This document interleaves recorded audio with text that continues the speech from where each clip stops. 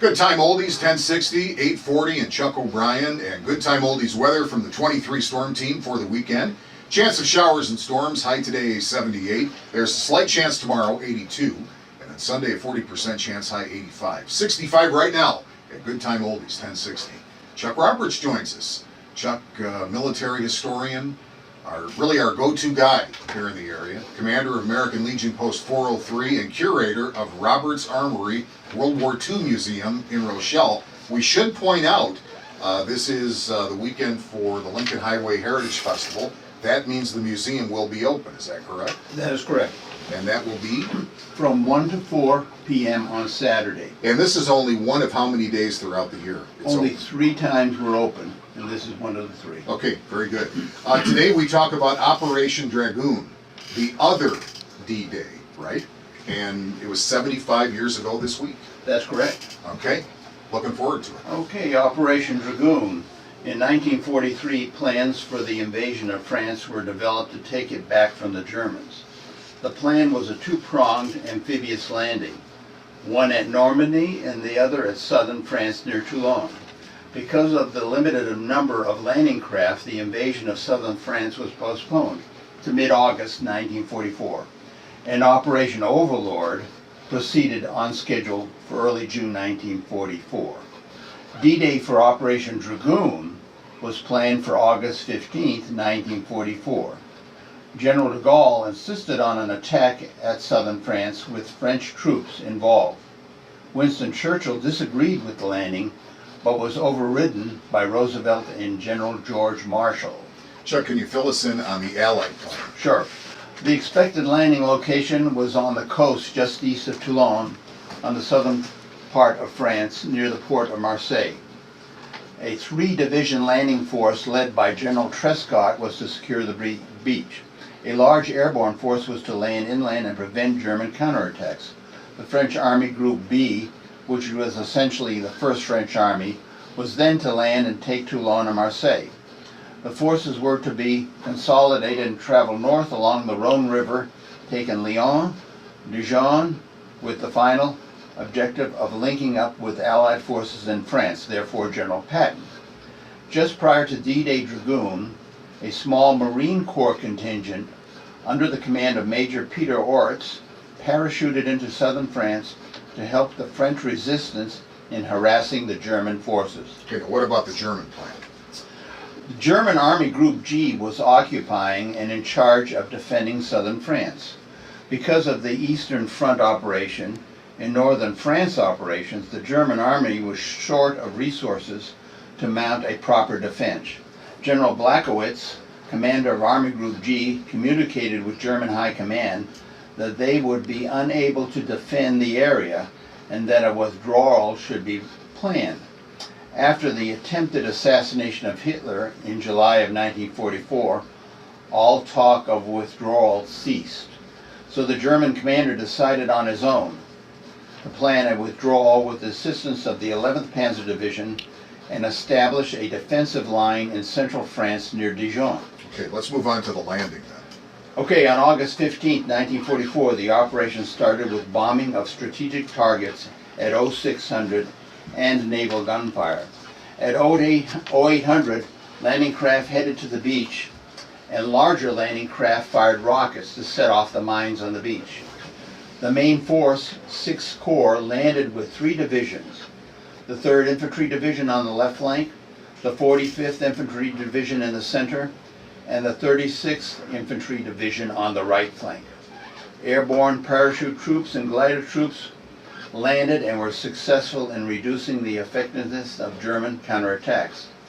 The overall initial assault and amphibious landing was very successful, with light casualties. Paratroopers and members of the FFI, and that is the French Forces of the Interior, that's the resistance, disrupted German operations and counterattacks were reduced in intensity. On August 16th, French troops landed on the left flank of the American forces and advanced toward Toulon and Marseille. By August 17, German Army Group G acknowledged they could not hold off the Allied force and started to withdraw. After the Falaise Pocket disaster early in August, the Germans did not want their force to be decimated. the Germans proceeded north to form a defensive line from Dijon to the Swiss border. However, the U.S. 45th and 3rd Division were hot on the tail of the retreating Germans, making it very difficult for them to form a defensive position.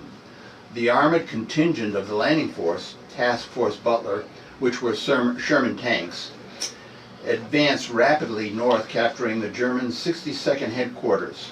At Grenoble, the 157th German Infantry Division retreated toward the Alps, leaving an opening for a quicker Allied advance. The 1st French Army under General de Lattre de Toscany moved on Toulon and Marseille, capturing both cities after a fierce battle with over 18,000 German troops captured at Toulon. The FFI played a significant role in disrupting the German operations. Chuck, I understand that your father was involved in this operation.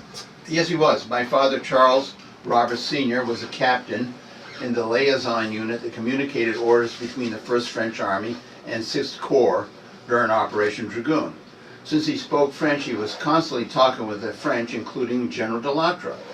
He confided in me that it was often very difficult to get the French leaders to follow orders. Each one wanted to be the first since Napoleon to capture a town in Germany, whether they were ordered to or not. It should be noted that General de Gaulle disobeyed orders and went into Paris. Eisenhower's orders were to bypass Paris and pursue the German forces that had escaped the city. Despite this, the French were motivated fighters and fought well, since they were taking back their own country. Interesting your father was involved. Did the Allies encounter any difficulties as they pursued the Germans? Yes, the Allies advanced rapidly toward Grenoble, but slowed as logistic problems became a problem with the limitation of fuel and ammunition.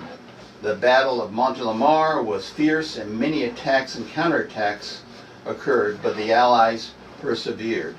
The German retreat was now accelerating with a skillful rear guard withdrawal by German infantry and 2nd Panzer. French towns would often be captured by Americans and recaptured by the Germans as the Allied forces raced north. On September 10, 1944, 6 Corps units established contact with Patton's 3rd Army and proceeded to cut off the Germans, but were halted by High Command. This gave the German Army Group G time to set up a defense in the Vosges Mountains that thwarted any further Allied advance. A need for supplies and reorganization of the Allied Army essentially ended Operation Dragoon in September 1945. Did your father ever relate any other observations from his experience? Yes, he did several. Here's an interesting one. Toward the end of the war, members of the 19th German Army were surrendering in large number from pocketed areas bypassed by the fast-moving Allied troop units. Reading from my dad's diary, and I quote, "We had one incident in this regard. Lieutenant Colonel Henry Cabot Lodge," that was his commander, "of our unit, liaison unit, picked up 3 or 4 prisoners in his jeep and transported them to the prison compound.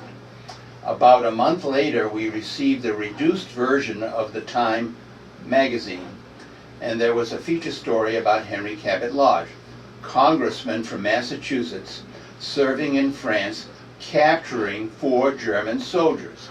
This was a big joke to us, who had encountered many soldiers, and all we did was give them instructions to march to the prison camp. Needless to say, we gave Lieutenant Colonel Lodge a hard time about his obvious political and self-serving action," end quote. This was commonplace among those who planned on seeking political office after the war. Joe Kennedy Jr. embarked on a dangerous mission in order to enhance his resume for running for president after the war. Unfortunately, he was killed during the operation, which allowed his brother, John F. Kennedy, to step up and fulfill Joe Sr.'s desire to have one of his sons become president. What was the result from Operation Dragoon? During the retreat up the Rhone Valley, about 60,000 German troops made it to the defensive line at the Vosges Mountains, while 19,000 were captured by Allied forces.